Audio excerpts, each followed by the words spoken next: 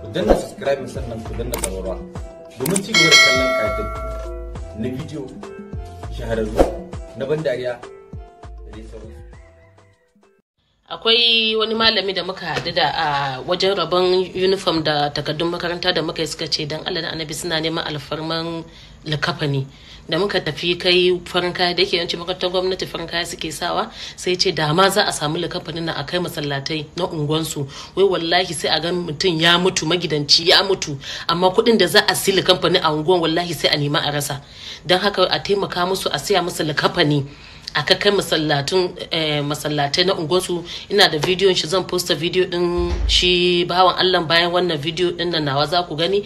Dan Allah dan Annabi duk wanda yake da hali da zai iya siyan likafani, ya siya likafani ya ba Today's Life Foundation. In Allah ya da ya kira mu ta number 08181527370, za mu kai masa likafanin nan a samu a dinka mu duk mamacin da ya mutu a unguwar.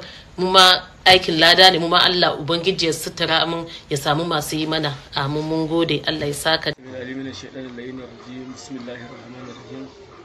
subhanaka la ilma lana illa ma 'allamtana innaka antal alimul hakim. Sunana dai sunana Saminu Ahmad Liman Dakin Dakata, kuma ni ne lafaharan limamin nan Dakin Dakata. To me kuke bukata a masallaci da ka faɗa ko a unguwar da kake limanta?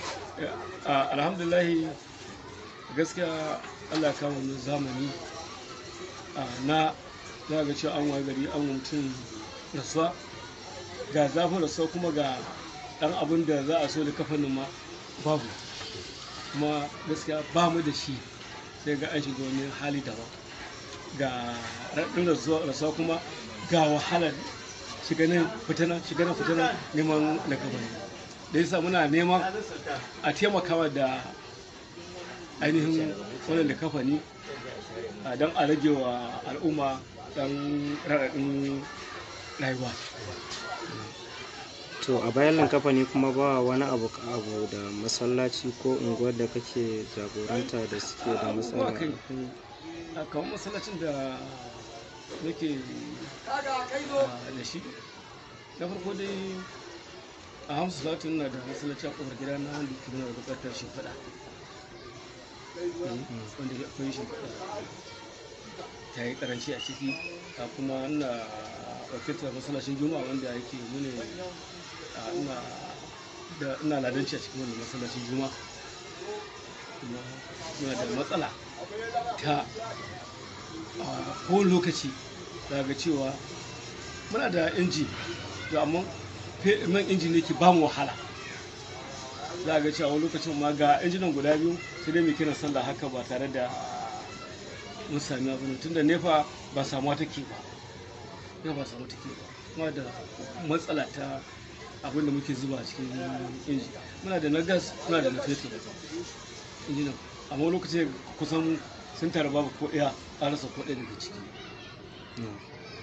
Alhamdulillah, insha Allah za mu miƙa kokonku zuwa masu ganin cewa za su iya taimakawa ga wannan unguwa ko wannan masallaci, kuma insha Allah suna yi, kuma muna sa ran za su yi in Allah ya yarda. Alhamdulillah, Allah ya taimaka, Allah wuce gaba, Allah ya zama jagora a ciki, kuma abin da ake Allah ya sa karɓa gidan aljanna.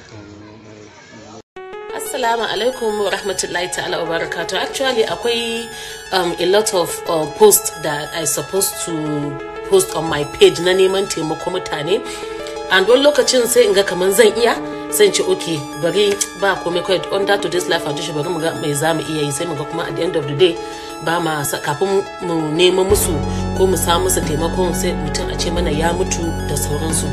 And akwai bayan wannan video din nawa akwai wata mace da zan posta, she is one of them.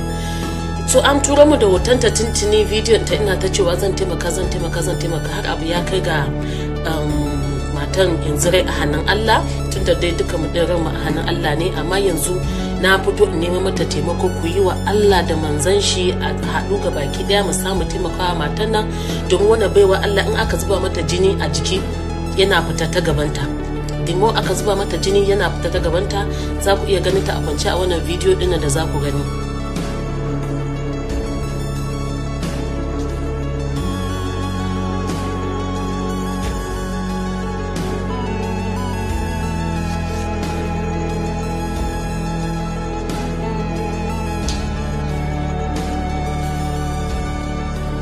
abinda nake tunani ko kuma in ce abinda yake damuna shine da yasa na zan post din wannan video din shine why will I wait? Me yasa matan za ta jira in ba zan iya ba, in to just life foundation ba za su iya ba. Akwai dubu mutane a can da suke jira, suke kallon page mu, suke bin post din mu, wanda ko ba mu ce su yi ba za su yi. So why me yasa za mu cuci bayan Allah? Me yasa za mu cutar da mutane? Me yasa ba za mu yi posting ba mu samu wasu ma su samu irin ladan da muke samu? Don haka ina neman alfarma ku yi wa Allah da manzon shi, mu haɗu duka mu samu taimaka wannan baiwa Allah, a siya mata isasshen jini, kuma duk abin da ya kamata a yi mata a asibiti a samu a yi mata, ko da naira 300 ne za a iya rezin mata, a yi mata rezin 300 da za a samu a kula da ita. Ban ji daɗin ba da ba mu yi postin din mata na mun neman mata taimako, muna ta jira, muna gani kamar za mu iya, kuma abin yana neman ya karfin mu, kuma ina neman yafiyar mutane. Kar ku manta da ku danna mana subscribe, sannan ku danna alamar ƙararrawa, ku yi mana like, sannan za ku iya yin comments da albarkacin bakin ku ko kuma tambaya. Mun gode.